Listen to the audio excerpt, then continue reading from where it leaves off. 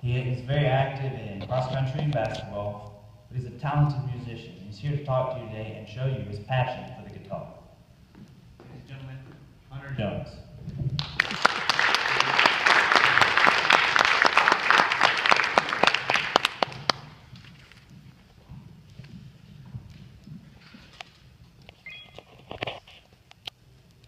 Hi, good morning. My name is Hunter Jones, and today I want to talk about my guitar and the mentality I take whenever I approach playing the guitar and how I use that to deal with other problems in my life.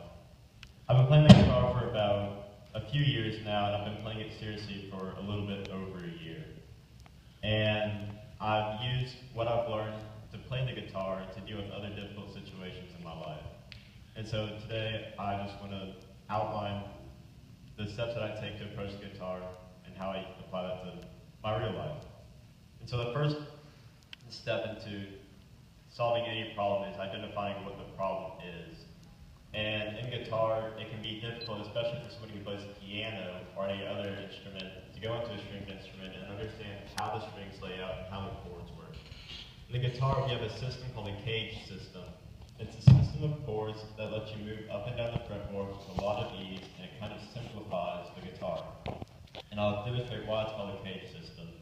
Because it's a C, A, G, E, and D chords. And together that spells cage. And what it allows me to do is to move up and down my fretboard a lot easier.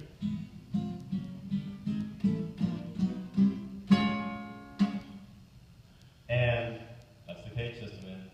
And it helps to understand how the strings lay out, and it helps to simplify what can look like a complex instrument. The next step would be to analyze the small details of your problem and decide what might affect your problem, what might alter your solution. In guitar, in any music, chords comprise the scales that we play, comprise the riffs and the licks and the notes that we play all together in a piece. And so the best way to demonstrate that would be with a simple E major pentatonic scale. And I can even use this to scale up.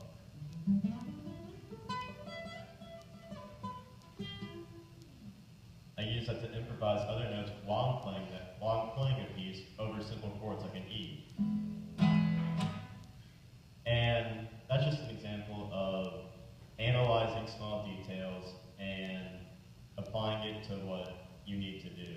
The next step would be to discuss the different techniques or the different methods that you can use to find your solution.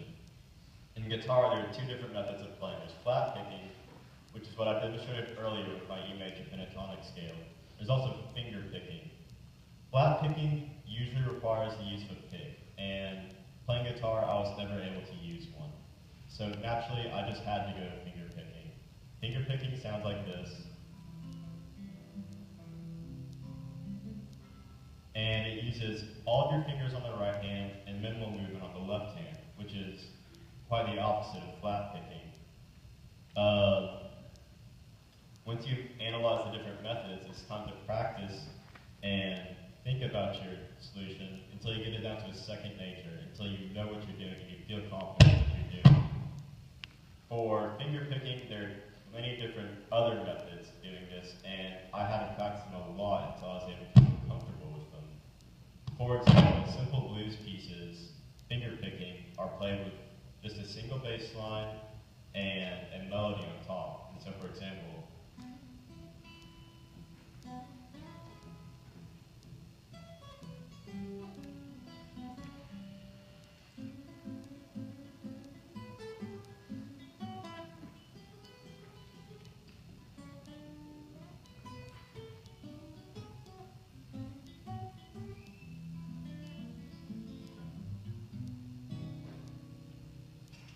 once you get that down, you still have to get to more complex methods. You still have to keep on practicing. And the next step for me was playing a method called Travis picking, which is much like that, where the bass line alternates, much like this. You still play the melody, but now you have to move your thumb along with it as well.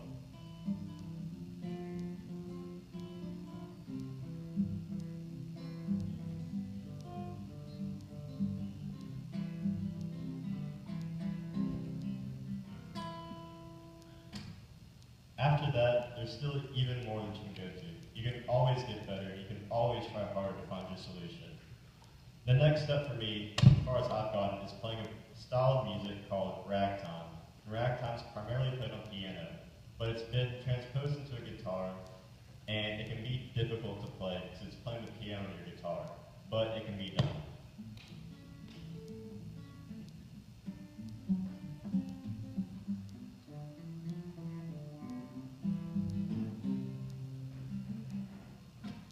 And given this complex style of music, you can still hear remnants of the first and second steps. With ragtime, you have a lot of complex chords, and so learning your page system is extremely important. And not only that, I'm using a G blues scale, which you heard while I was playing. These are just examples of practicing and practicing until you get better and better and better, until you finally know what you're doing. And once you finally know what you're doing, it's time to enact your solution. It's time to bring it all together.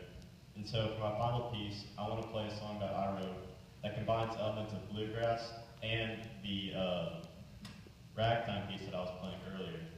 And so I'll play this one last piece.